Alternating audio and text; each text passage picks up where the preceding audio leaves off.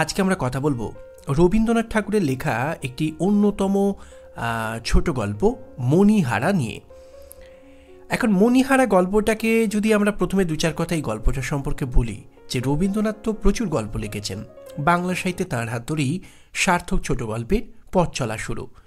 সেই ছোট গল্পের ভাণ্ডারকে যদি আমরা বিষয় বৈচিত্র্য অনুসারে রসগত দিক থেকে কয়েকটা শ্রেণীতে ভাগ করতে পারি বা ভাগ করে থাকি, তাহলে সেখানে এক শ্রেণীর গল্পকে বলা হয় ভূত ছাড়া ভূতের গল্প।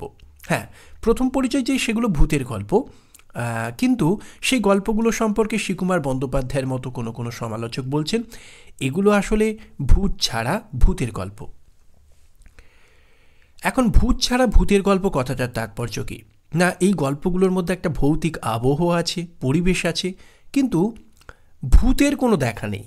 সবটাই মনস্তত্ত্বগতভাবে ব্যাখ্যা করবার বিষয়। অর্থাৎ এখানে ভূতের যেটুকু পরিচয় আমরা পাচ্ছি সেটা মানুষের নিজেরই কল্পনা। তার অবচেতন মন, তার নির্জ্ঞান স্তর সেখানে একটা বিরাট ভূমিকা নিচ্ছে। অবচেতন বা নির্জ্ঞান স্তরের দ্বারা প্রভাবিত হয়েই এখানে যে নায়কদেরকে দেখানো হয়েছে তারা সেই ভূতেদের সঙ্গে পরিচিত হচ্ছে বা ভূতেদের সঙ্গে যেন তারা ভূত দেখছে। পাঠকেরাও কিছুক্ষণের জন্য যেন একটা ভৌতিক গল্পের স্বাদ পাচ্ছে, কিন্তু গল্পের শেষে সমস্ত ভৌতিক আবহকে ভেঙে দিচ্ছেন লেখক নিজেই। এবং সেখানে দেখা যাচ্ছে যে গল্পগুলো একদম জলের মতো সহজ হয়ে যাচ্ছে, যে এগুলোতে কোথাও কোনো ভূত নেই। এ আসলে নায়কেরই অবচেতন বা নির্জ্ঞান স্তরের ক্রিয়া প্রতিক্রিয়া এখানে বিরাট ভূমিকা পালন করছে। বলা যেতে পারে এই ধরনের গল্পগুলোতে বেশিরভাগ ক্ষেত্রেই যে নায়কদেরকে দেখানো হয়েছে তারা কিছুটা মানসিক রোগী, একটা মনোবিকারের শিকার। একটা কঠিন পরিস্থিতি, একটা ট্রমা তাদের জীবনে আছে এবং সেটা তাদের মনে বলা যেতে পারে চেতন স্তর থেকে সরে গেলেও অবচেতনে বা নির্জ্ঞানে এতটা জোরালোভাবে বাসা বেঁধে রয়েছে যে সেটা কখনো কখনো তাদের চেতনাকে আচ্ছন্ন করে ফেলছে। ফলে সচেতনভাবে না হলেও এই অবচেতন স্তর বা নির্জ্ঞান স্তরের দ্বারা প্রভাবিত হয়ে কখনো বা ঘুমের মধ্যে, স্বপ্নের মধ্যে তারা সেই ভূতের সঙ্গে যেন পরিচিত হচ্ছে। পাঠকও কিছুক্ষণের জন্য একটা ভৌতিক পরিবেশ পাচ্ছে, তারপরে সবটা ভেঙে যাচ্ছে। কখনো দেখা যাচ্ছে যে নায়কের অবচেতনে জমে থাকা অপরাধ বোধ তাকে চালিত করছে, আবার কখনো বা দেখানো হচ্ছে নায়ক আসলে ঘুমের ঘোরে যা কিছু করছে, যা কিছু দেখছে, যে ভূতের শব্দ পাচ্ছে সবটাই আসলে তার স্বপ্নে, এবং তিনি ভূতের সঙ্গে ভূতের পিছু পিছু হাঁটছেন। সবটাই আসলে ওই ঘুমের ঘোরে অনেকে হাঁটা অভ্যাস আছে, সেই ঘুমের ঘোরে হাঁটা, অর্থাৎ সেখানে নির্জ্ঞান স্তরের দ্বারা তার চালিত হবার ঘটনা আছে। কারণ স্বপ্নের মধ্যে আমাদের নির্জ্ঞান স্তরটা খুব সক্রিয় হয়ে ওঠে এবং সেই নির্জ্ঞান স্তরের দ্বারা প্রভাবিত হয়েই সে শুধু স্বপ্ন দেখছে না, সেই স্বপ্নের মধ্যে যা দেখছে তার সেই গল্পের সঙ্গে সে অংশীদার হয়ে যাচ্ছে। সেও হেঁটে বেড়াচ্ছে, ভূতকে দেখছে, ভূতের পিছু নিচ্ছে, তার সঙ্গে সঙ্গে হাঁটতে হাঁটতে এক সময় গিয়ে হঠাৎ করে যেন সে একটা শব্দে বা কোনো কিছুতে তার হোঁশ ফিরছে। তখন সে বুঝতে পারছে যে সে আসলে স্বপ্ন দেখছিল এবং স্বপ্নের মধ্যেই সে হেঁটে বেড়াচ্ছিল, যখন তার চেতন সত্তা বলে কিছু নেই। এই নির্জ্ঞান বা অবচেতন বা স্তরের দ্বারা চালিত হওয়া গল্পগুলো, নায়ক চরিত্রগুলো আমরা রবীন্দ্রনাথের তথাকথিত ভূতের গল্পগুলোতে পাই, এবং তাদের মধ্যে আমাদের আলোচ্য যে গল্প মণিহারা অন্যতম। এই গল্পটা খুব চমৎকার একটা গল্প, যেখানে বলতে পারা যেতে পারে এখানে যেন একটা আপাত গল্পের মধ্যে আর একটা গল্প আছে। গল্পটা অবশ্য সেই আপাত গল্পের মধ্যে থাকা মূল ভেতরের যে গল্পটা, ওটাই গল্পের মূল আকর্ষণ। আমরা দেখতে পাচ্ছি সন্ধ্যা ঘনিয়ে এসেছে, নদীর ধারে একটি ঘাটে বসে রয়েছেন আমাদের নায়ক, আমাদের বলা যেতে পারে ফণীভূষণ বাবু বা ফণীভূষণ সাহা। তিনি নদীঘাটে বসে আছেন, সন্ধ্যা ঘনিয়ে এসেছে। এই রকম একটা প্রেক্ষাপটে দূরে একটি বাড়ি, ভাঙাচোরা একটি পুরনো হানা বাড়ি যাকে বলা যেতে পারে, সেই বাড়িটার দিকে তিনি লক্ষ্য করছেন। তার চোখটা ভিজে যাচ্ছে, যেটা দেখে আমরা বুঝতে পারি এই বাড়িটার সঙ্গে তার একটা যোগাযোগ আছে। দীর্ঘকাল পর তিনি যেন সেখানে ফিরে এসেছেন এবং পূর্ব স্মৃতি মনে করে তার চোখটা আজ ভিজে উঠেছে। পুরনো ঘটনাগুলো থেকে তিনি যেন বেরোতে পারছেন না, বেদনা তার বুকের মধ্যে অনেকটা জমা আছে। এই রকম প্রেক্ষাপটে একজন মানুষের বলা যেতে পারে তাকে ঘিরে প্রশ্ন তাকে হঠাৎ করে সচকিত করছে যিনি তাকে জিজ্ঞাসা করছেন যে মহাশয়ের কোথা হইতে আগমন। সেই ব্যক্তি হচ্ছেন একজন স্কুল মাস্টার। তিনি স্থানীয় স্কুলের মাস্টারমশাই এবং তিনি ওই ব্যক্তি মানে যিনি বসে চোখের জল ফেলছিলেন ফণীভূষণ বাবু, তার সঙ্গে কিছু কথাবার্তা বলতে শুরু করলেন এবং তারপর তার থেকে যখন জানতে পারলেন যে তিনি কোথায় থাকবেন, তখন তিনি দেখিয়ে দিলেন ওই ভাঙাচোরা কুঠি বাড়িটাকে, যে বাড়িটাকে দেখলেই একটা ভৌতিক আবহ তৈরি হয়। তখন তিনি কিছু একটা বুঝতে পেরেছিলেন যে এই কুঠি বাড়ি, এই ভাঙাচোরা বাড়িটাতে একসময় যিনি থাকতেন সেই ব্যক্তি আসলে এই ফণীভূষণ, সেই ফণীভূষণ সাহাই হচ্ছেন ইনি।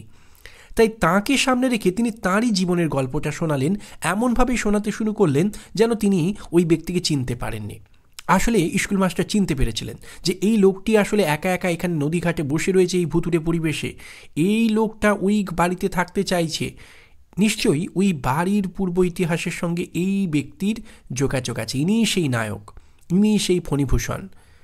তারপর আমরা দেখতে পেলাম যে তিনি ফণীভূষণকে তাঁকে সামনে রেখে, যেন তিনি জানেন না, বোঝেন না, চেনেন না এই মানুষটিকে, তিনি এমনি তাকে ওই ভাঙাচোরা বাড়িটার পুরনো দিনের ইতিহাস, সেই বাড়ির নায়ক কর্তা ফণীভূষণের একটু গল্প শোনাতে বসলেন। অর্থাৎ ফণীভূষণকে জানতে না দিয়েই ফণীভূষণকে তারই জীবনের গল্প শোনালেন খুব ইচ্ছাকৃতভাবে। কেন সেটা আমরা পরে আসছি। গল্পটাতে কি আসছে না, গল্পটাতে আসছে ফণীভূষণের জীবনের কথা। ফণীভূষণ সাহা তার পিতৃব্যের থেকে, পিতৃব্য যেহেতু তার বলা যেতে পারে কোনো সন্তান তার ছিল না, সমস্ত সম্পত্তি ব্যবসা বাণিজ্যের অধিকারী হলেন। কিন্তু ফণীভূষণের একটাই দোষ, স্ত্রী যাকে তিনি বিবাহ করেছিলেন অর্থাৎ আমাদের মণিমালিকা, তাকে তিনি অত্যন্ত ভালোবাসতেন। এই ভালোবাসা বলা যেতে পারে কিছুটা এইরকম ছিল যে একজন পুরুষ নারীকে ভালোবাসে ঠিকই, কিন্তু সেই ভালোবাসা যদি এই রকম হয় যে স্ত্রী কিছু না চাইলেই তিনি অকাতরে সব কিছু দিতে থাকেন। তিনি শুধু ভালোবাসতেই জানেন। তিনি মনে করেন শুধু আমি নিজে থেকেই যদি না চেয়ে, স্ত্রী না চাওয়ার আগেই যদি আমি ভালোবাসা দিতে থাকি, তার পছন্দের গহনা তাকে দিতে থাকি, তাহলে বোধহয় রিটার্নে আমিও স্ত্রীর থেকে ভালোবাসা পাবো। রবীন্দ্রনাথ ঠাকুর এই গল্পে জীবনশৈলী সম্পর্কে অনেক কথা বলেছেন, এটা তিনি অনেক গল্পেই বলে থাকেন। এই স্কুল মাস্টারকে সামনে রেখে রবীন্দ্রনাথ ঠাকুর নারী আর পুরুষের প্রভেদ, স্বামী স্ত্রীর সম্পর্কের বয়ানটা কেমন হওয়া উচিত, সে সম্পর্কে অনেক সূক্ষ্ম মনস্তাত্ত্বিক কথা তিনি আমাদেরকে বলেছেন, যেগুলো একটা জীবনশৈলীর কথা হতে পারে। কেমন করে একটা দাম্পত্য জীবন সুন্দর হতে পারে, দাম্পত্য সম্পর্কগুলো জটিল হবার কারণ কি, স্বামী স্ত্রীর সম্পর্কের বুনিয়াদটা কেমন হওয়া উচিত, দুজনের মনের গঠনের পার্থক্যটা কোথায়, সবটাকে তিনি চমৎকারভাবে দেখাচ্ছেন। যেখানে তিনি মূল যে জায়গাটাকে ধরতে চাইছেন যে একজন স্ত্রী বা একজন নারী চান যে তিনি তার ছলা কলা দিয়ে পুরুষের থেকে ভালোবাসা আদায় করে নেবেন। পুরুষ যদি অকাতরেই নারীকে ভালোবাসে, শুধু ভালোবাসা দিতে থাকে, তার পছন্দের সোনা গহনা জিনিস দিয়ে তাকে ভরিয়ে দেয়, তাহলে কখনোই কোনো নারী তেমন পুরুষকে কিন্তু পছন্দ করেন না। রবীন্দ্রনাথ এখানে একটা চমৎকার কথা বলছেন যে একজন পুরুষ নারীকে ভালোবাসবে ঠিকই, কিন্তু সেই ভালোবাসা যেন এমন না হয় যে একটা স্ত্রৈণতায় গিয়ে পৌঁছয়। রবীন্দ্রনাথ সরাসরি এই কথাগুলোই যে বলছেন তা নয়, কিন্তু তার বক্তব্যটা হচ্ছে নারী সেই স্বামীকেই পছন্দ করেন যে স্বামীর মধ্যে একটা পৌরুষত্ব আছে। পুরুষ মানে তার মধ্যে একটা চারিত্রিক দৃঢ়তা থাকবে, একটা ব্যক্তিত্ব থাকবে। তিনি কখনো রুষ্ট হবেন, কখনো বা তার থেকে ভালোবাসা আদায় করিয়ে নিতে হবে নানা ছলা কলা দিয়ে। নারী মানেই তো রহস্যময়, সেই রহস্যময়ী নারী নানা ছলা কলায় পুরুষের মন জয় করবে, তার থেকে তার প্রিয় গহনাগুলো আদায় করে নেবে। এই যে আদায় করে নিতে পারা, একটু চেষ্টা করা, সেটার মধ্যেই নারীর কিন্তু আনন্দ। কিন্তু যদি কোনো পুরুষ না চাওয়ার আগেই যদি নারীকে সেই সমস্ত কিছু দিয়ে দেয়, তাহলে নারীর যে পাওয়ার যে সার্থকতা সেটা থাকে না, এবং সেই পুরুষও রিটার্নে নারীর থেকে কোনো ভালোবাসা পায় না। সেই নারীর কাছে ওই পুরুষ শুধুই যেন ভালোবাসা দেবার কিংবা ওই নানা ভারী ভারী অলংকার দিয়ে সাজিয়ে দেবার একটা যন্ত্র মাত্র পরিণত হয়। তার বাইরে পুরুষের প্রতি তার কোনো ভালোবাসা থাকে না, কারণ সেই পুরুষ ত্রৈণ পুরুষ, সেই পুরুষ ব্যক্তিত্বহীন পুরুষ। এই রকম পুরুষ কখনোই একজন নারী পছন্দ করে না। এখানে সমস্যাটা গিয়ে দাঁড়ালো এই জায়গাতেই যে আমাদের ফণীভূষণ, তার মধ্যে একটা রহস্যময়তা আছে। যে রহস্যময়তা একটা নারীর বৈশিষ্ট্য তা পুরুষের মধ্যে এসেছে। তিনি আগে থেকেই সব কিছু দেন, শুধুই ভালোবাসতে জানেন এবং তাকে অকাতরে তিনি সমস্ত জিনিসপত্র গহনাগাটি দিতে থাকেন। এর ফলটা এই দাঁড়ালো যে ফণিভূষণের মূল্য মণিমালিকার জীবনে কমে গেল। মণিমালিকা ফণিভূষণকে শুধুই তার জীবনে ওই গহনাগাটি পাবার একটা উপায় বা যন্ত্র স্বরূপ বলে মনে করল। ফলে স্বামীকে ভালোবাসতে না শিখে সে ক্রমশই ওই গহনা গাটিগুলোকেই তার জীবনে সম্বল বলতে ভাবতে শুরু করলো। তার জীবনের মূল ভালোবাসার ধন হয়ে উঠল ওই অলঙ্কারগুলো। সেগুলোই যেন তার জীবনের একটা মূল্যবান সম্পদ। তাকে রক্ষা করাই যেন তার জীবনের একমাত্র ধ্যান জ্ঞান হয়ে উঠল। রবীন্দ্রনাথ ঠাকুর আরও একটি জিনিস সেখানে তুলে ধরতে চেয়েছেন যে স্বামী স্ত্রীর সম্পর্কের বাঁধনটাকে অনেক সময় মজবুত করবার ক্ষেত্রে একজন সন্তানের ভূমিকা কিন্তু খুব গুরুত্বপূর্ণ। কিন্তু মণিমালিকা কোনো সন্তান লাভ করেননি। ফলে মণিমালিকা যাকে ভালোবাসত, মানে তার গহনাগাটি, তার থেকেও যে মূল্যবান কিছু আছে, একজন মা হিসাবে যে স্নেহ, ভালোবাসা, মমতা একজন মায়ের, একজন নারীর সন্তানকে ঘিরে তৈরি হয়, সেটা মণিমালার জীবনে এলো না। ফলে গহনাগাটির থেকেও যে মূল্যবান কিছু স্নেহ, ভালোবাসা এই পৃথিবীতে আছে নারী রূপে, সেগুলোকেও যে পরখ করা যায়, মণিমালিকার জীবনে সেই স্বাদটা এলো না। ফলে ওই গহনাগাটির মধ্যেই সে জীবনের সার্থকতাকে সন্ধান করতে শুরু করলো। এই যে চমৎকার কৌশলে রবীন্দ্রনাথ দেখাচ্ছেন নারী আর পুরুষের পার্থক্য।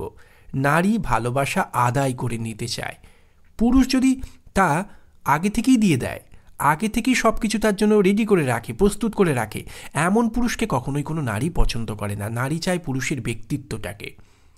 যে পুরুষ শুধুই নারীকে খুশি করতেই ব্যস্ত, তার জন্য সবসময় নিজেকে প্রস্তুত করে রেখেছে, যার সঙ্গ পাওয়ার জন্য, যার থেকে ভালোবাসা পাওয়ার জন্য, যার থেকে আদরের নানা প্রসাধনদ্রব্য পাওয়ার জন্য, ভালোবাসার চিহ্নস্বরূপ একটু অপেক্ষা করতে হয় না, আগে থেকেই পাওয়া যায়, সে পুরুষ কখনোই নারীর ভালোবাসার বা সেই স্বপ্নের নায়ক হতে পারে না। আমাদের ফণিভূষণের সেইটাই ভুল হয়েছিল। এরপর ঘটনাটা যেটা ঘটল যে একদিন ফণিভূষণের ব্যবসায় কিছু ক্ষতি হলো, কিছু টাকার প্রয়োজন। এই অবস্থায় ফণিভূষণ গিয়ে দাঁড়ালো তার স্ত্রীর কাছে, কিন্তু সেখানেও তার সেই ব্যক্তিত্ব নেই। একজন পুরুষ যিনি তার স্ত্রীকে সোনা গয়নায় ভরিয়ে দিয়েছেন, বিপদের দিনে তো তিনি পারেন তার স্ত্রীর থেকে কিছু গহনা চেয়ে নিয়ে তা বন্ধক দিয়ে টাকা পয়সা জোগাড় করতে, কিন্তু তার সেই ব্যক্তিত্বই নেই যে তিনি চাইবেন, আদায় করে নেবেন। এটা তিনি জানেন না। তিনি একতরফা মানুষ, না তো না, জোর ফলাবার মতো কোনো ব্যক্তিত্ব তার মধ্যে নেই। তাই তিনি খুব বলা যেতে পারে একেবারে একজন ব্যক্তিত্বহীন পুরুষের মতো, স্বামীর মতো গিয়ে কোনো রকমে তাঁর স্ত্রীর কাছে দাঁড়ালেন এবং স্ত্রী একবার না বলতেই তিনি নিজের মতো করে চেষ্টা করে সেই অর্থ সংগ্রহের কাছে লেগে পড়লেন এবং একদিন কলকাতার উদ্দেশ্যে পাড়ি দিলেন, যাতে নিজের চেষ্টাতেই কোনো রকমে যদি কিছু টাকা জোগাড় করা যায়। স্ত্রীর থেকে জোর করবার মতো ক্ষমতা বা ব্যক্তিত্বও তার নেই। এখানেও একটা ব্যক্তিত্বের দরকার ছিল। যে গহনা আমিই দিয়েছি, সেই গহনা বিপদের দিনে যদি কাজে লাগানো যায়, সেটুকু বলার মতো সেই চরিত্র বলটুকু তার নেই। সেইভাবে সে বলতেই পারল না স্ত্রীর কাছে। রবীন্দ্রনাথ সেই জন্য বলছেন, তথাপি তেমন তেমন দায় পড়িলে কাব্যের নায়ককেও প্রেয়সীর নিকট হুন্ডি এবং বন্ধক এবং হ্যান্ড নোটের প্রসঙ্গ তুলিতে হয়, কিন্তু সুর বাঁধিয়া যায়, বাক্যস্খলন হয়। এমন সকল পরিষ্কার কাজের কথার মধ্যেও ভাবের চরিমা ও বেদনার বেপথু আসিয়া উপস্থিত হয়। হতভাগ্য ফণিভূষণ স্পষ্ট করিয়া বলিতেই পারিল না, ওগো আমার দরকার হইয়াছে, তোমার গহনাগুলো দাও। কথাটা বলিল, অথচ অত্যন্ত দুর্বলভাবে বলিল। মণিমালিকা যখন কঠিন মুখ করিয়া হাঁ না কিছুই উত্তর করিল না, তখন সে একটা অত্যন্ত নিষ্ঠুর আঘাত পাইল, কিন্তু আঘাত করিল না। এই যে মণিমালিকাকে ঠিকমতো করে সে বলতে পারল না। মালিকা এই রকম স্বামীকে হয়তো পছন্দই করেন না, তাই তার এই রকম ব্যক্তিত্বহীন জিজ্ঞাসা বা সমস্যা নিয়ে দাঁড়িয়ে সমাধানের জন্য দাঁড়ানো, অথচ একটা ব্যক্তিত্বহীন উপস্থিতি, যেখানে তার যে প্রয়োজন সেটুকুকে জোর গলায় বলবার মতো সাহসও তার নেই। এই যে সাহসহীন, পৌরুষত্বহীন একটা স্বামী, তাকে কখনোই মণিমালিকা পছন্দ করে না। সে শিক্ষিতা নারী, কলেজে পড়া মেয়ে, এই রকম একজন পুরুষকে সে কখনো জীবনে চায়নি। ফলে সে উত্তরই করিল না। অর্থাৎ এইরকম পুরুষের সঙ্গে হয়তো কথাই বলা যায় না। এর ফলটা যেটা দাঁড়ালো আমরা বলছিলাম, টাকা সংগ্রহের জন্য যখন তিনি কলকাতায় চলে গেলেন আমাদের ফণিভূষণ, তখন মণিমালিকার মধ্যে কিন্তু একটা ভয় হলো যে এরপর কি হবে, সে কি আবার আসবে, আমার গয়নাগাটির ওপর লোভ দেবে। তখন সে তার এক দূর সম্পর্কের দাদাকে বা ভাইকে বলা যায় ডেকে পাঠালো, যাকে সে যেন মন্ত্রীর মতো বিশ্বাস করে, মন্ত্রীর মতো তার থেকে পরামর্শ নেয়। তো সেই দূর সম্পর্কের ভাই মধুসূদন কিন্তু তাকে একটাই পরামর্শ দিল যে জামাইবাবু কিন্তু আবার তোমার গহনার প্রতি লোভ দেবে, কারণ টাকা সংগ্রহ তার পক্ষে সম্ভব নয়। এই অবস্থায় পাছে ওই গহনাকাটির ওপর তার স্বামীর লোভ পড়ে, যে গহনাগুলোকেই সে আঁকড়ে বাঁচতে চেয়েছিল, যে গহনাগুলোই তার জীবনের বেঁচে থাকার রসদ, তাতে হাত দেবে কেউ, এটা সে মেনে নিতে পারবে না। তাই সে সেই ভাইয়ের পরামর্শ মতো রাত্রির বেলা সেই বোটে করে বেরিয়ে পড়ল নিজের গ্রামের উদ্দেশ্যে, বাপের বাড়ির উদ্দেশ্যে। এবং মণিমালিকা গহনা এত ভালোবাসে, সে জানে এই মধুসূদন লোকটাও মোটেও ভালো নয়। সে তার স্বামীকে ঠিকমতো চেনে না ঠিকই, কিন্তু মধুসূদনকে সে হাড়ে হাড়ে চেনে যে এর গহনার প্রতি লোভ আছে। তাই বাক্স প্যাঁটরা নিয়ে যদি গহনা নিয়ে যায়, চুরি হবার সম্ভাবনা, কিন্তু যদি গোটা গায়ে অলংকার পড়ে যায়, তাহলে আমাকে হত্যা না করে সে কখনো গহনা নিতে পারবে না। যদিও আমরা জানি না এরপর মণিমালিকা তার সঙ্গে বেরিয়ে যায় এবং মণিমালিকার আর কোনো খোঁজ পাওয়া যায় না। হয়তো মণিমালিকাকে হত্যা করে মধুসূদন তার থেকে সমস্ত গহনা ছিনিয়ে নিয়ে কোথাও দেশান্তরে চলে যায়, এটাই ঘটা সম্ভব। কারণ পুলিশি খবর টবর দিয়েও শেষ পর্যন্ত কিন্তু মণিমালিকার কোনো খোঁজ পাওয়া যায়নি, সে তার গ্রামে ফিরে যায়নি, মধুসূদনকেও পাওয়া যায়নি। ফলে এটা ছাড়া আর কোনো পরিণতি আমরা কল্পনা করতে পারি না। এই যে স্বামী গহনায় হাত দেবে পাছে, এই আশঙ্কায় সে পালিয়ে যাচ্ছে, গহনাকে কতখানি ভালোবাসে, গহনা চুরির হবার আশঙ্কায় নিজের সারা শরীরে গহনা পরে নিচ্ছে। এইটুকু জানার পর আমরা দেখতে পেলাম যে পুলিশের খবর টবর দিয়েও কোনো কাজ হলো না। এরপর যেটা হলো যে আমাদের ফণিভূষণ লোকটা, তার মণিমালার প্রতি প্রচণ্ড রাগ হলো যে সে তার গহনার প্রতি তো লোভ করে না, তাকে সে অকাতরে গহনা দিয়ে গেছে, কিন্তু মণিমালা তাকে বিশ্বাস করে না। সে নিজের চেষ্টায় টাকা সংগ্রহ করতে পেরেছিল, বুকের মধ্যে অনেক সাহস নিয়ে বাড়ি ফিরে এসেছিল, ভেবেছিল স্ত্রীকে দেখিয়ে দেবে যে তার গহনার প্রতি লোভ নেই এবং গহনা ছাড়াও সে টাকা জোগাড় করতে পারে। কিন্তু মণিমালিকাকে যখন খুঁজে পেল না, সে বাড়ি ফিরল না, এবং তখন তার একটা রাগ হলো যে মণিমালিকা তাকে এতটাই সন্দেহ করে যে তার আশঙ্কা এর পরেও তার স্বামী তার গহনায় হাত দেবে। এরপর যেটা হলো, প্রায় 3 দিনের মতো রাত্রিবেলা মণিমালিকাকে সব আমাদের যে নায়ক ফণিভূষণ রাত্রির অন্ধকারে প্রত্যক্ষ করল। আমরা দেখতে পাবো যে কেমন করে ওই বলা যেতে পারে জন্মাষ্টমী উপলক্ষে সেদিন ওই বলা যেতে পারে পাশেই গ্রামেতে হচ্ছে একটা মেলা এবং সেখানে একটা যাত্রা টাত্রা হবে, সকলকে তিনি বাড়ির লোকেরা সকলে সেখানে আছে, ফণিভূষণ একা বাড়িতে কাটাচ্ছেন এবং পরপর প্রায় 3টি রাত্রির মতো ঘটনা, যেখানে রাত্রিবেলা তিনি শুনতে পাচ্ছেন যে নদীঘাট থেকে যেন একটা শব্দ উঠে আসছে এবং সেই শব্দ ক্রমশ বাড়ির মধ্যে প্রবেশ করছে। প্রথম দিনকে দেউড়িতে দরজা আটকানো থাকার ফলে সে ঢুকতে পারেনি, তারপর সেই দরজা খুলে রাখার পরের দিন দেখা গেল সেই শব্দ ঘর পর্যন্ত, অন্দরমহল পর্যন্ত গিয়ে ঠেকছে। এবং ফাইনালি একদিন রাত্রিবেলা ফণিভূষণ চোখের সামনে যেটা দেখছে সেটা হচ্ছে একটা সারা শরীরে অলংকারে সজ্জিত একটি কঙ্কাল মূর্তি, কিন্তু চোখের মধ্যে সেই মণিমালার আভা, সেই মণিমালার দৃষ্টি। শুভ বিবাহের সময় যে চোখ দুটোকে তিনি দেখেছিলেন, যে চোখ দুটোটাকে তার হৃদয়কে কেড়েছিল, সেই মণিমালিকার চোখ, কিন্তু গোটা শরীরটা একটা কঙ্কাল মাত্র, যা সারা শরীরে তার গলা, তার হাতের প্রায় 8টি আঙুলে নানা হীরা মানিকের সোনার গহনা অলংকার আংটি পরানো রয়েছে, গলায় আমরা দেখতে পাচ্ছি কণ্ঠে, সারা শরীরে অলংকার, কিন্তু সে একটা কঙ্কাল মাত্র। এরপর আমরা দেখতে পাবো যে এই যে কঙ্কালকে দেখেছে আমাদের, শেষ পর্যন্ত একটা কঙ্কালের দেখা পেয়েছে প্রায় 3য় রাত্রের দিকে। তার আগে পর্যন্ত সেই শব্দগুলো সে শুনেছে এবং বারবার যখন সে মণিমালিকা বলে চিৎকার করে উঠেছে, তখনই তার হুঁশ ফিরেছে যে সে আসলে স্বপ্ন দেখছিল এবং সে যে ওই শব্দ লক্ষ্য করে তার পেছনে পেছনে হেঁটেছিল, সেটাও আসলে সে স্বপ্নের মধ্যে, ঘুমের মধ্যেই হাঁটাহাঁটি করছিল। বারবার একটা ভৌতিক পরিবেশ তৈরি করা হচ্ছে, একটা শব্দ, একটা তার পেছনে পেছনে ধাওয়া করা, এবং শেষ পর্যন্ত গল্পকার চমৎকারভাবে সেই ভৌতিক আবহটাকে ভেঙে দিচ্ছেন এই ভাবনা দিয়ে যে আসলে মণিমালিকা রূপ ওই কঙ্কালটিকে যে ফণিভূষণ দেখেছিল, যে মণিমালা হয়তো মারা গেছে, তার ভূতটাকে দেখেছিল, সেটা আসলে তার স্বপ্নে দেখা। স্বপ্নের মধ্যেই সে, ওই স্বপ্নের মধ্যে আমরা দেখি না অনেক মানুষ হাঁটা চলা করে, কাজকর্ম করে ফেলে, স্বপ্ন থেকে ফিরে এলেই সে কিন্তু জানে না যে সে কী করছিল। আসলে মণিমালিকা ওই কঙ্কালের পিছু ধাওয়া করাটা যে আমাদের ফণিভূষণ করেছিল, সবটাই আসলে তার স্বপ্নের মধ্যে। এখানেই কিন্তু আমরা দেখতে পাবো যে গল্পটা যখনই একটা ভৌতিক আবহ তৈরি করছে এবং যখনই শেষ পর্যন্ত চিৎকার করে উঠল এবং সেই আওয়াজে, মণিমালিকা বলে চিৎকার করলো এবং সেই আওয়াজে যখন দেখলো যে কাঁচ টাঁচগুলো সব একেবারে ঝনঝন করে উঠল, তখন তার ঘুম ভেঙে গেল। তখন সে বুঝতে পারলো সে আসলে স্বপ্ন দেখছিল।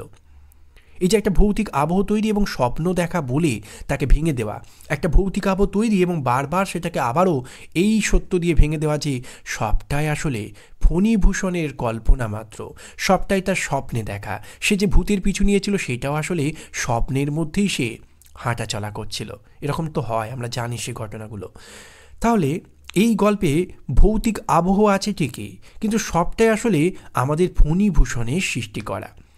মনে রাখতে হবে যে ফণিভূষণ তার একলা ঘরে বসে যখন দেখছে যে মণিমালিকার স্মৃতিচিহ্ন রাখা এই ঘর, যেখানে ওই দেয়াল আলমারির মধ্যে মণিমালিকার নানা পছন্দের জিনিস দিয়ে সাজানো রয়েছে, তার সাজানো, তার সেজে রাখা পান শুকনো হয়ে পড়ে রয়েছে, তার আলনার ওপর তার কাপড় চোপড়গুলো পড়ে রয়েছে, এই যে মণিমালিকার স্মৃতি বিজড়িত ঘর, সবটাই যেন মণিমালিকার জন্য অপেক্ষা করছে।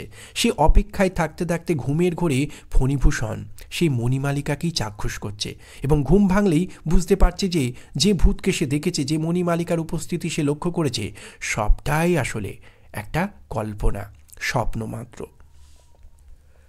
আসলে গল্পটা আরও চমক তৈরি করে গল্পটার একেবারে শেষটা, যেখানে আমরা দেখতে পাই যে গল্পের শেষে এই গল্পটা তো আসলে কে, ফণিভূষণকে, মানে ফণিভূষণের জীবনের এই গল্পটা, ওই ভাঙাচোরা বাড়িটাতে যে নায়ক ফণিভূষণ থাকতো, মণিমালিকাকে ঘিরে তার দাম্পত্য জীবন এবং মণিমালিকাকে খুঁজে না পাওয়া, গহনা নিয়ে তা চলে যাওয়া এবং হয়তো সে মারা গেছে, সেই প্রেক্ষাপটে নায়কের জীবনের গল্পটা নায়ককেই দীর্ঘদিন পর সেই নদীঘাটে দেখে তাকে শোনাতে বসেছেন ওই স্কুল মাস্টার। জানতে দেননি যে তিনি খুব সচেতনভাবেই জেনে শুনেই তাকে গল্পটা শোনাচ্ছেন।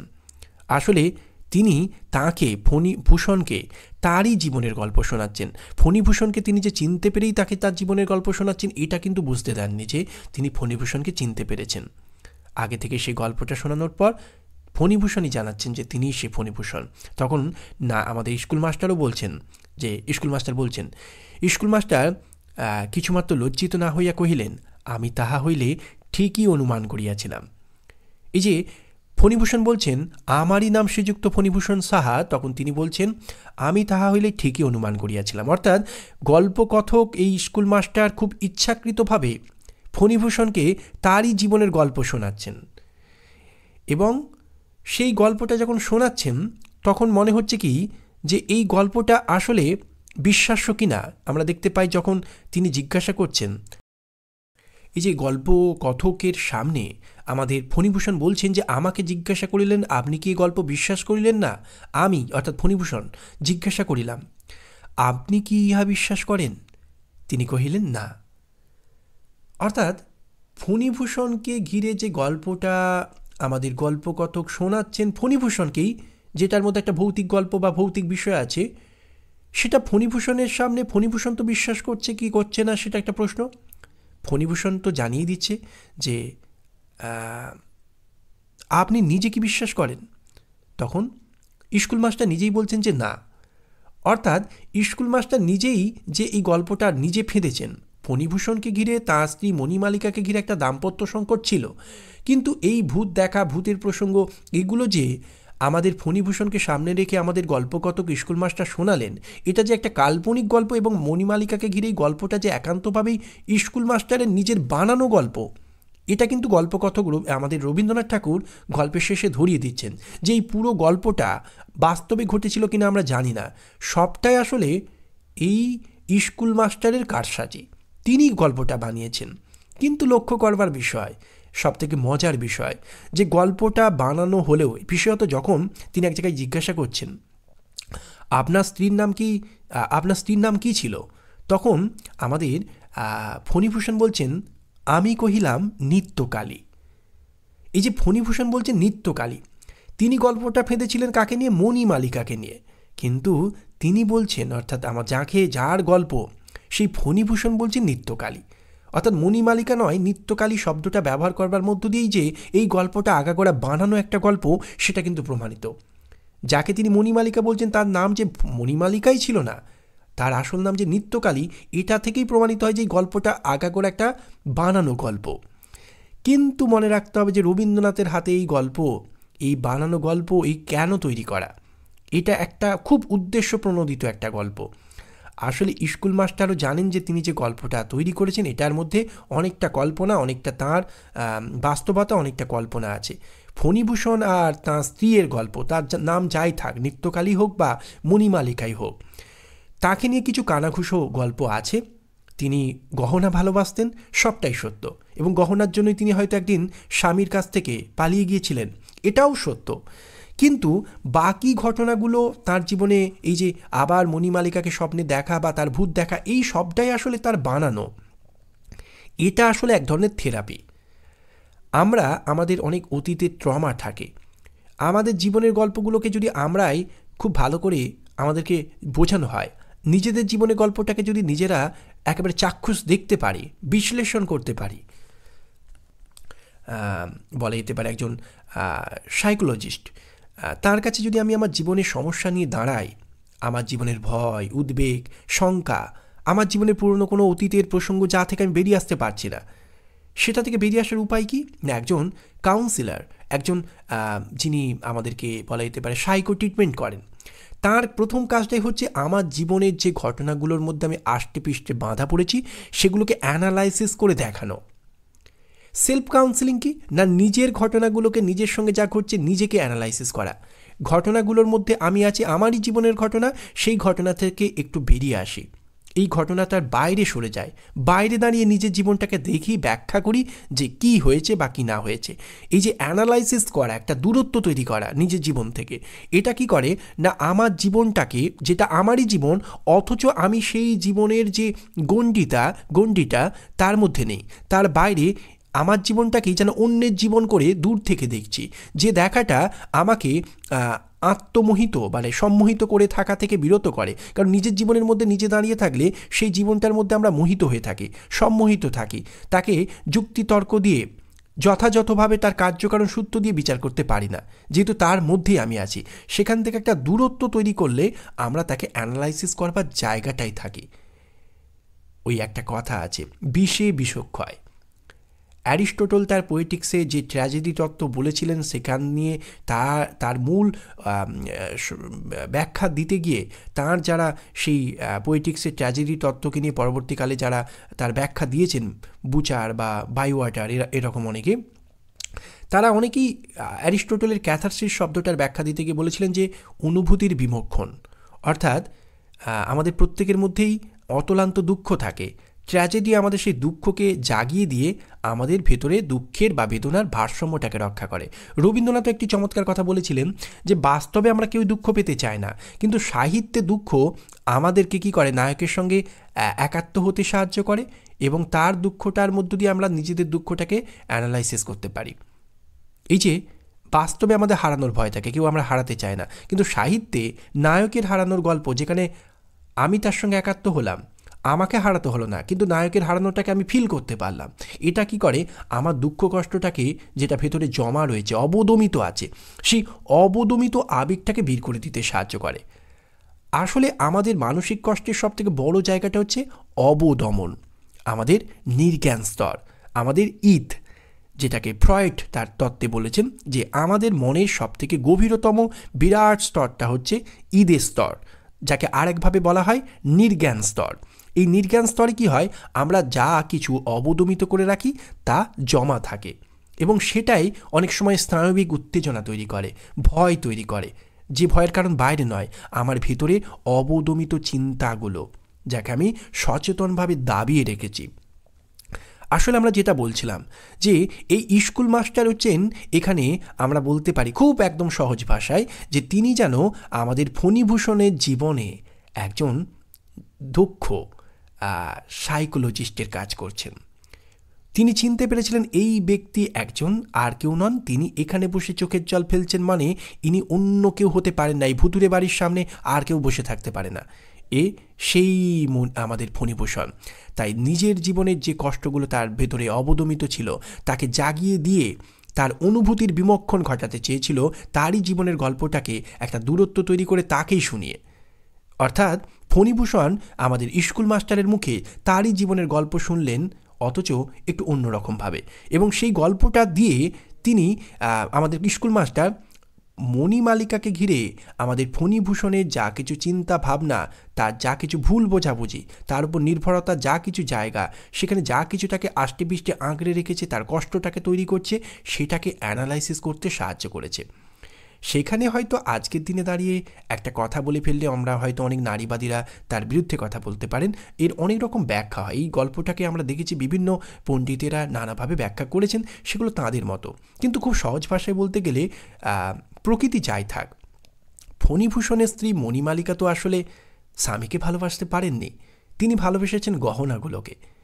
এই যে গহনাগুলোকে তিনি ভালোবাসেন, স্বামীকে ভালোবাসেন না, অথচ স্বামী স্ত্রীর থেকে ভালোবাসাই পেতে চান। পুরুষের মতো ব্যক্তিত্ব নিয়ে তিনি হয়তো জাহির করতে পারেন না কথাগুলো, কিন্তু তার ইচ্ছাগুলো বারবার অবদমিত হয়। যে স্ত্রীকে এত ভালোবাসেন, যার জন্য যে না চাইতেই সব কিছু দিতে পারেন, অথচ সেই স্ত্রীর থেকে কখনো ভালোবাসা পাননি, এটা কোথাও তার ভেতরে একটা প্রশ্নচিহ্ন তৈরি করতে করতে একটা অবদমিত একটা বেদনাকে চাপা রেখেছিল।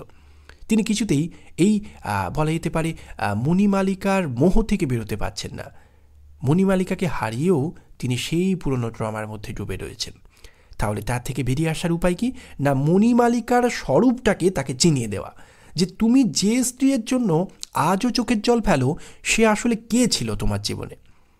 সেইটা বোঝানোর জন্যই এই আমাদের গল্পকথক বা স্কুল মাস্টার তার জীবনের গল্পটাকে তার মতো করে সাজালেন, যেখানে ভৌতিক প্রসঙ্গ উত্থাপিত হলো, কিন্তু তার কারণও আছে যে সেখানে ভূতকে দেখানোর যে প্রসঙ্গ সবটাই তার কল্পনায়।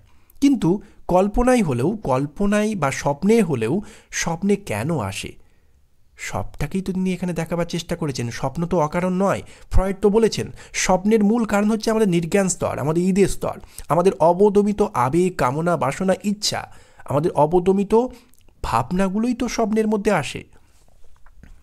আর সেই দিক থেকে আমরা বলতে পারি যে এই যে গল্পকথক স্কুল মাস্টার ফণীভূষণের সামনে যে গল্পটা ফেঁদেছেন, স্কুল মাস্টার কিন্তু একেবারে খুব সচেতনভাবে গল্পটাকে ফেঁদেছেন। দুদিক থেকে এটাকে ব্যাখ্যা করা যায়। এই যে স্বপ্নে কেন মণিমালিকাকে দেখল এবং সেই দেখার মধ্যে তাকে কেন একজন কঙ্কাল রূপে দেখানো হলো। আসলে কঙ্কাল তো তাই যার মধ্যে কোনো প্রাণ নেই, হৃদয় নেই। মণিমালিকাকে ফণীভূষণ ভালোবেসে গেছে, তাকে নানা গহনাগাটি দিয়ে খুশি করবার চেষ্টা করছে যাতে বিনিময়ে ভালোবাসা পায়। কিন্তু মণিমালিকা আসলে একটা পাষাণ, তার হৃদয়ে ভালোবাসা বলে কিছু নেই। সে একটা কঙ্কালের মতো, যাকে প্রতিদিন সাজিয়ে, তাকে প্রতিদিন যত্নে নানা উপহার দিয়ে তার মন পেতে চেয়েছিল ফণীভূষণ। তার অবদমিত স্তরে স্ত্রী সম্পর্কে বোধহয় কিছু প্রশ্ন চিহ্ন তৈরি হয়েছিল। তার বারবার বোধহয় মনের মধ্যে অবদমিত স্তরে এটাই ভাবনা ছিল যে সে যাকে ভালোবাসে সে কি সত্যি কোনো রক্তমাংসের মানুষ হতে পারে? যদি হতো তাহলে কি তাকে বিনিময়ে ভালোবাসত না? এই কঙ্কালসার মানুষটার কথায় তার অবদমনে, তার নির্জ্ঞান স্তরে জমা ছিল, সেটাই স্বপ্নে দেখা দিয়েছে। আসলে প্রতিদিনের দাম্পত্য জীবনে ফণীভূষণ তিল তিল করে এটা উপলব্ধি করেছিল যে তার জীবনে ওই মণিমালিকা একটা কঙ্কাল, একটা প্রাণহীন, একটা হৃদয়হীন একটা মানুষ, যে আসলে কঙ্কালের মতো, যে শুধু গহনাই ভালোবাসে, তার মধ্যে হৃদয় নেই। তাই তো স্বপ্নে সে কঙ্কালকে দেখেছে। এই কঙ্কাল শুধু ভূত নয়, এই কঙ্কাল আসলে মণিমালিকার হৃদয়হীনতাকে চিহ্নিত করে। মণিমালিকা যে আসলে শুধুই ওই একটা প্রাণহীন, হৃদয়হীন একটা কঙ্কালের মতোই, হ্যাঁ, এবং সে যে শুধুই গহনা ভালোবাসে, গহনা পরা একটা কঙ্কাল ছাড়া তাকে যে আর অন্য কোনোভাবে ভাবা যায় না, সেটা কোথাও আমাদের নায়কের অবদমিত স্তরে মনের মধ্যে অবদমিত ছিল। সেই ভাবনাটারই রূপায়ণ থেকে স্বপ্নের মধ্যে কল্পনার মধ্যে সে ওই কঙ্কালটাকে লক্ষ্য করেছে। আবার এইভাবেও আমরা ভাবতে পারি একই জিনিসকে, যে গল্পকথক স্কুল মাস্টার খুব সচেতনভাবেই এই মণিমালিকাকে একজন কঙ্কাল রূপে দেখিয়েছেন। ব্যাপারটা ওটাই যে আসলে যেটা আমরা বলছিলাম যে তিনি তো একজন কাউন্সিল মানে সাইকোলজিস্টের কাজ করছেন। তাই আজও যে স্ত্রীকে ভালোবাসেন মনে মনে আমাদের ফণীভূষণ, সেই স্ত্রী যে তার জীবনে কঙ্কাল ছাড়ার কিছু ছিল না, সে যে একটা প্রেত ছাড়ার কিছু ছিল না, কঙ্কাল ছাড়া কিছু ছিল না, তার মধ্যে যে ভালোবাসার মতো হৃদয়টা ছিল না, সেটা বুঝিয়ে দেবার জন্যই সে তার গল্পে, আমাদের গল্পকথক স্কুল মাস্টার তার গল্পে মণিমালিকাকে কঙ্কাল রূপে দেখিয়েছেন। এই কঙ্কাল আসলে মণিমালিকার স্বরূপটাকে চিহ্নিত করে। আসলে সাহিত্যে বা গল্পে ভূত প্রেতদের উপস্থিতি মনেই যে সেই গল্পটা ভূতের গল্প তা নয়। সাহিত্য নিছক বাস্তবতাকে নিয়ে কারবার করে না। শেক্সপিয়ারের নাটকেও আমরা দেখেছিলাম যে সেখানে ভূতেদের দেখা আছে। আমাদের হ্যামলেট যে নাটক, সেখানেও দেখেছি হ্যামলেট তার পিতার মৃত্যুর পর পিতার প্রেতের সঙ্গে রাত্রির অন্ধকারে ছাদে দেখা করছে। এই প্রেতাত্মা আসলে কে? এই প্রেতাত্মা আসলে তারই অবদমিত বিবেক। তার অনুপস্থিতিতে পিতার মৃত্যু, কাকার রাজা হওয়া, মায়ের সঙ্গে তার বিবাহ, এই যে নানা ঘটনাগুলো তার সে প্রত্যক্ষ করেছে। কোথাও তার মনে সন্দেহ হয়েছে যে এই পিতার মৃত্যুতে কোথাও তার মা কিংবা তার কাকার ভূমিকা আছে। ফলে নিজের অবদমিত চিন্তাগুলোকে সে কিছুতেই বের করতে পারে না। আবার তারা প্রিয়জন, তাদেরকে সন্দেহ করতেও তার আটকায়, বাধে। ফলে নিজের সঙ্গে বোঝাপড়া করবার জন্যই তো এই প্রেতাত্মার উপস্থিতি। প্রেতাত্মা আসলে তার বলা যেতে পারে তার নিজেরই বিবেক, তার নিজেরই অবদমিত সত্তা, তারই সঙ্গে তার কথোপকথন। প্রেতাত্মা মানেই যে সে প্রেতাত্মা তা নয়। প্রেতাত্মা হচ্ছে একটা সিম্বল, একটা প্রতীক, যার মধ্য দিয়ে গল্পের ঘটনাটাকে অ্যানালাইসিস করবার একটা সুযোগ থাকে। তেমনি এই গল্পে মণিমালিকার যে প্রেতাত্মা, এই তার যে একটা কঙ্কালকে দেখানো হয়েছে, আমাদের গল্পকথক দেখিয়েছেন মণিমালিকা আর ফণীভূষণের গল্পে, সেটা আসলে ফণীভূষণকে তারই জীবনের গল্প শোনাতে গিয়ে তার জীবনে মণিমালিকা যে শুধুই একটা কঙ্কাল ছিল, সে যে হৃদয় তার ছিল না, সে যে এক হৃদয়হীনা নারী যে শুধুই সোনাদানা গহনা ভালোবাসে, স্বামীকে যে ভালোবাসতে পারেনি, তাই এমন কঙ্কালসার একটি নারীর প্রতি দুর্বলতা নিয়ে সারা জীবন কষ্ট পাওয়ার কোনো মানে হয় না। তাই তাকে তার ট্রমা থেকে, তার বেদনার জায়গা থেকে, তার অতীত থেকে বের করে আনবার জন্য আমাদের গল্পকথক যে গল্পটা ফাঁদলেন সেটা কাল্পনিক হলেও সেই কাল্পনিক গল্পটার মধ্য দিয়ে আসলে ওই কঙ্কালসার দেহটা, ওই কঙ্কালসার মূর্তিটা, যেটা আসলে মণিমালিকারই কঙ্কাল, এটার মধ্য দিয়ে, গল্পটার মধ্য দিয়ে গল্পকথক স্কুল মাস্টার ফণীভূষণকে তার স্ত্রীর স্বরূপটাকে চিনিয়ে দিচ্ছে যে কাকে তুমি ভালোবাসতে দেখো, এবার এটা থেকে বেরো, এবার তোমার বেরোনো দরকার।